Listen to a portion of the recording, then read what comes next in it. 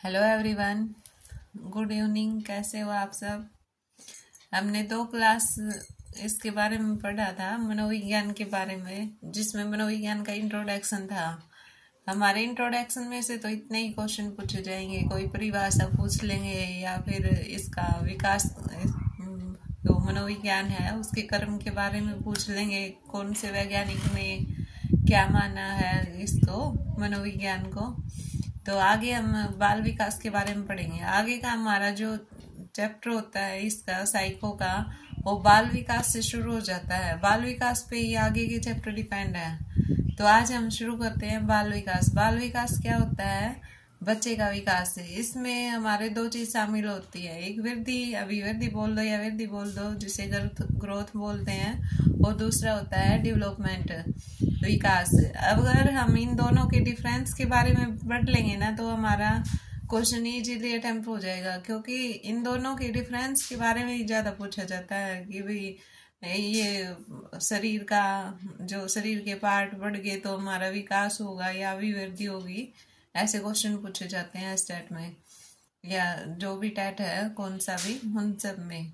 तो हम पढ़ेंगे विकास और वृद्धि के डिफरेंस के बारे में पढ़ेंगे। पहले अभिवृद्धि क्या होती है? इससे हमारे शरीर के अंगों का भार बढ़ना या आकार का बड़ा होना अभिवृद्धि होती है। जबकि विकास क्या होता है? विकास में हमारी सारी चीज शामिल हो जाती है, मानसिक, सामाजिक, संवेगात्मक, बौद्धिक, सभी पक्षों में परिपक्वता आ जाती है, यानी कि मेंटल, सोशल, इमोशंस, इंटेलेक्चुअल सब पक्ष शामिल होते हैं विकास में। अभिवृद्धि में सिर्फ शरीर का बढ़ना या भार का बढ़ना ये शामिल होते हैं। अभिवृद्धि यह हमें दिखाई देती है, जैसे कि कोई बच्चा है उसकी ग्रोथ होगी, जैसे शरीर हाइट बढ़ गई तो हम उनको तो देख सकते हैं, लेकिन विकास को हम देख नहीं सकते, इसको सिर्फ हम महसूस कर सकते हैं विकास को। अच्छा, जो अभिवृद्धि होती है वो बाह्य होती है, बाहरी रूप से दिखाई देती है, जबकि विकास क्या होता है? बाह्य और आंतरिक दोनों होता है। अभिवृद्धि एक निश्चित समय के बाद रुक जाती है। जैसे हमारी हाइट बढ़ती है तो ये थोड़ी ना कि हम उम्र भर बढ़ते ही चलेंगे, नहीं, कुछ समय बाद ये रुक जाती है। जितनी बढ़नी होती है ना अभिवृद्धि, ये निश्चित समय के बाद फिर रुक जाती है। जबकि विकास है वो जीवन पर्यंत चलता रहता है, इसकी कोई निश्चित सीमा नहीं होती विकास की। क्योंकि विकास तो जब हम ये बोलते हैं ना, होम टू टॉम, भ्रूण से मृत्यु तक, यह तो चलता ही रहता है विकास। तो वृद्धि है मात्रात्मक होती है, विकास मात्रात्मक और गुणात्मक दोनों होता है। वृद्धि होने पर विकास हो भी सकता है और नहीं भी। ये जरूरी नहीं है हमारी वृद्धि हो रही है तो विकास भी होगा, नहीं, विकास कुछ भी रुक भी जाता है, चलता रहता है, इसकी कोई सीमा नहीं है विकास की। विकास बिना वृद्धि के भी चलता रहता है। अभिवृद्धि रुक रुक कर चलती है, कुछ समय के बाद रुक जाती है। जैसे हम शैशवावस्था में ज्यादा प्रोग्रेस होती है, बच्चे का सिर का आकार है वो कंप्लीट हो जाता है, और जैसे हाइट, इसमें प्रोग्रेस होती है अभिवृद्धि में।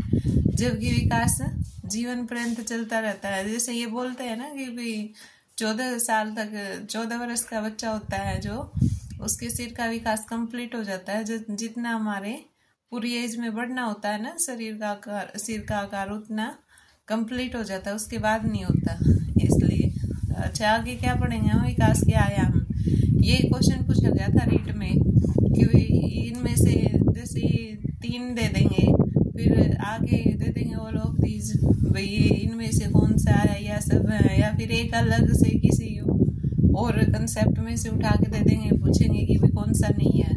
तो इसे हम विकास के आयाम बोलते हैं। विकास के आयाम क्या होते हैं? जैसे कि मानसिक विकास, मेंटल डेवलपमेंट, शारीरिक विकास, फिजिकल डेवलपमेंट, भाषिक विकास, लैंग्वेज डेवलपमेंट, और संवेगात्मक विकास, इमोशनल डेवलपमेंट। ये हमारे उसी डेफिनेशन के अंदर ही आ गई थी भाई, हमारा बौद्धिक, मानसिक, संवेगात्मक जो विकास होता है उसी के अंदर आ गई थी। आगे इसके बारे में कुछ परिभाषाएं हैं, परिभाषाएं भी पूछी जाती हैं पेपर में। जैसे हरलोक ने क्या बोला था अभिवृद्धि के बारे में? हरलोक ने बोला था अभिवृद्धि मात्रात्मक परिणाम है जिसमें हड्डियों का बढ़ना या बालों का बढ़ना, मांसपेशियों का बढ़ना शामिल होता है। ये मेन डेफिनेशन हम 2-3 बार पढ़ेंगे ना तो याद हो जाएंगी। फ्रैंक ने अभिवृद्धि के बारे में क्या बोला था? फ्रैंक अभिवृद्धि कोशिकाओं में होने वाली वृद्धि से है। मैरीडथ ने क्या बोला अभिवृद्धि के बारे में? अभिवृद्धि का अर्थ है आकार में वृद्धि से है, जबकि विकास विशिष्टीकरण से होता है। आगे हमारे विकास के बारे में गत्यात्मक विकास, इसके बारे में पढ़ेंगे।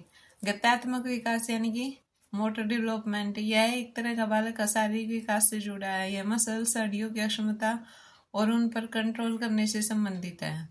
मानसिक विकास, शारीरिक विकास को 2 भागों में बांटा गया है। एक होता है हमारा फाइन मोटर स्किल और दूसरा होता है ग्रोस मोटर स्किल।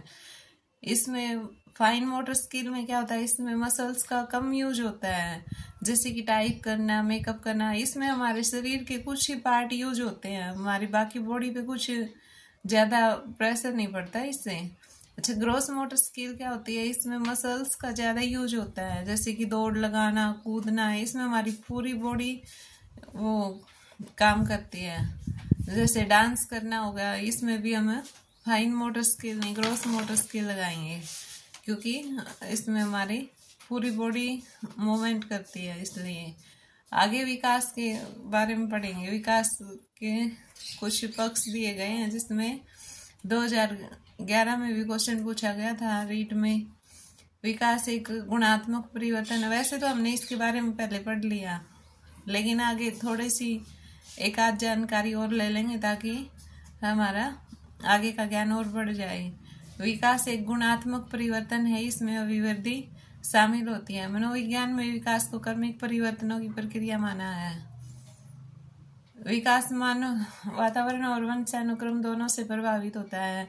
एक हमारा क्वेश्चन इससे पूछा जाता है कि वंशानुक्रम होता है जो वातावरण और वंशानुक्रम का गुणनफल है या योगफल है, क्या है इसके बारे में? तो ये हमेशा याद रखना, वंशानुक्रम वातावरण यो विकास है जो वातावरण और वंशानुक्रम का गुणनफल माना गया है। दोनों का कभी भी प्लस नहीं होता, ये गुणनफल पर टिक करना है। विकास के सिद्धांत पढ़ेंगे आगे हम। विकास के कौन कौन से सिद्धांत हैं? फर्स्ट हमारा निरंतरता का सिद्धांत। इसमें बालक का गर्भावस्था से लेकर प्रौढ़ावस्था तक निरंतर चलने वाली प्रक्रिया है। बालक के प्रथम 3 वर्षों में विकास की गति तीव्र गति से होती है, बाद में यह मंद हो जाती है।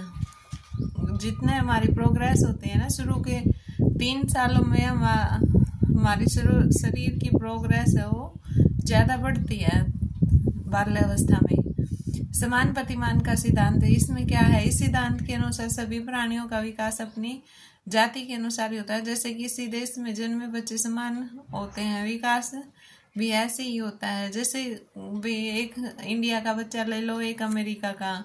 ये थोड़ी ना कि अमेरिका का बच्चा शुरू में ही साइंटिस्ट बन जाएगा या भागने लगेगा, दौड़ने लगेगा, या नहीं। पहले वो घुटनों के बल चलना सीखेगा, फिर बैठना सीखेगा, फिर चलेगा, दौड़ेगा। ऐसे ऐसे ही कहीं भी पैदा हुए बच्चे, कहीं जंगलों में है या हमारे गांव में है या शहरों में है, जो भी है, सब इंसान का प्रोग्रेस ऐसे ही चलता है। पहले वह बैठना सीखेगा, चलना सीखेगा थोड़ा थोड़ा, फिर वह आगे बढ़ेगा। तो तीसरा है हमारा विकास की दिशा का सिद्धांत, प्रिंसिपल ऑफ डायरेक्शन। इससे कई बार ये पूछा जाता है विकास की दिशा का सिद्धांत भी कैसा होता है? विकास एक दिशा में चलता है। हाँ, विकास की दिशा का सिद्धांत होता है, लेकिन विकास कभी एक ही रेखीय नहीं होता। विकास हमेशा वर्तुलाकार या सर्पिलाकार होता है। तो इसमें हमारा अगर सिर से पैर की तरफ होता है ना, उसको मस्कादोमुखी यो विकास बोलते हैं। इसका मस्कादोमुखी सिर से पैर की ओर होता है। केंद्राभिमुखी क्या होता है? नाभि से केंद्र की ओर, नाभि या केंद्र से बाह्य की ओर। इसमें ये दोनों पूछे जाएंगे। सिरोपाधीय है, मस्तोभिमुखी है। आगे हमें इसके बारे में सामान्य से विशिष्ट क्रियाओं का सिद्धांत। हमारा विकास है वो सदैव सामान्य से विशिष्ट क्रियाओं की ओर चलता है, जैसे उठना, बैठना, चलना, दौड़ना। पहले बच्चा सामान्य क्रिया करता है, थोड़ा कभी अंगूठा चूसेगा, फिर हाथ का इस्तेमाल करेगा, फिर बैठेगा, हाथ को घुमाना सीखेगा, ऐसे सामान्य से विशिष्ट की ओर चलता है। अनुमान का पूर्वानुमान का सिद्धांत। हम विकास में अनुमान लगाया जा सकता है, जैसे कि हम बच्चे को देखकर, उसकी एक्टिविटी को देखकर बता सकते हैं कि वे इसका या आगे चलकर क्या बन सकता है या क्या कर सकता है इससे। ऐसे विकास का अनुमान लगाया जा सकता है। विकास की विभिन्न गतियों का सिद्धांत। इसमें व्यक्ति के विकास की गति में विभिन्नता होती है या जीवन भर चलती रहती है। विकास की भिन्न भिन्न गति होती है, जैसे बच्चे में अलग गति होती है, थोड़ा सा बड़ा होता है तो और दूसरी एक्टिविटी आ जाएंगी, इस तरह से। विकास के क्रम का सिद्धांत है। इसमें क्या है, बालक का विकास निश्चित क्रम में होता है, जैसे शैशवावस्था में बाल्यावस्था, किशोरावस्था, युवावस्था, प्रौढ़ावस्था। विकास होता है जो हमारा, उसके स्टेप बाय स्टेप होते हैं। पहले शैशवावस्था बोली गई है, फिर बाल्यावस्था, फिर किशोरावस्था, फिर युवावस्था और लास्ट में प्रौढ़ावस्था। लेकिन बाल विकास के अंदर तो 3 ही क्रम पड़ते हैं, जैसे कि शैशवावस्था, बाल्यावस्था और किशोरावस्था। अगर जीवन मानव का पूरा जीवन की अवस्थाएं पूछी जाए ना, तो हम युवावस्था और प्रौढ़ावस्था शामिल करेंगे, वरना हम किशोरावस्था तक ही पढ़ेंगे। आगे है वंशानुक्रम एवं वातावरण की अंतः क्रिया का सिद्धांत। ये हमने पहले भी बताया था कि वंशानुक्रम वातावरण दोनों अंतः क्रिया का फल है, इनका गुणनफल होता है, दोनों का विकास होता है, जो वंशानुक्रम और वातावरण का गुणनफल होता है। परस्पर संबंध का सिद्धांत। बालक के शारीरिक, मानसिक, संवेगात्मक आदि सभी भागों का विकास एक दूसरे पर निर्भर करता है। जैसे कि हमारा विकास होता है, उसमें ये संवेगात्मक विकास भी आ गया, मानसिक विकास भी। ये नहीं है कि मानसिक विकास होगा तो संवेगात्मक विकास रुक गया, या शारीरिक विकास थोड़ी देर के लिए रुक गया, इतना और विकास हो लिया। ये आपस में एक दूसरे से कांटेक्ट होते हैं, आपस में एक दूसरे से जुड़े होते हैं। विकास में वृद्धि शामिल होती है, ना कि वृद्धि में विकास शामिल होता है। ये क्वेश्चन पूछा भी गया था कि भाई विकास में वृद्धि होती है, वृद्धि में विकास होता है।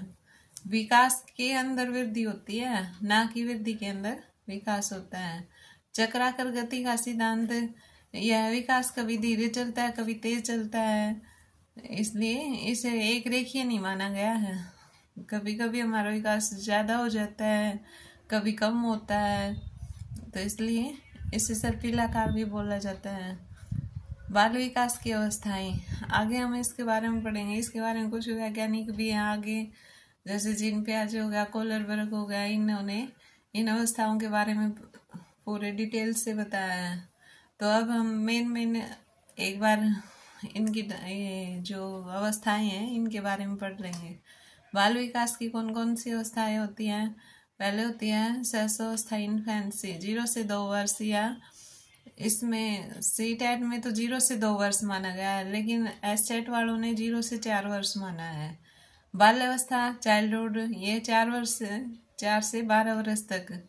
भारतीय दृष्टिकोण से 5 से 12 वर्ष भी माना गया है। इसके बारे में 2 पढ़ेंगे, जैसे प्री चाइल्डहुड और पोस्ट चाइल्डहुड। इसकी 2 पार्ट में डिवाइड कर दिया। किशोरावस्था को भी हमने 2 भागों में डिवाइड कर दिया। किशोरावस्था होती है 12 से 18 वर्ष या 13 से 19 वर्ष, ज्यादातर तो 12 से 18 वर्ष ही माना गया है। तो इसमें भी दो भागों में डिवाइड करेंगे, एक तो परी और एक पोस्ट। बस आज इतना ही है।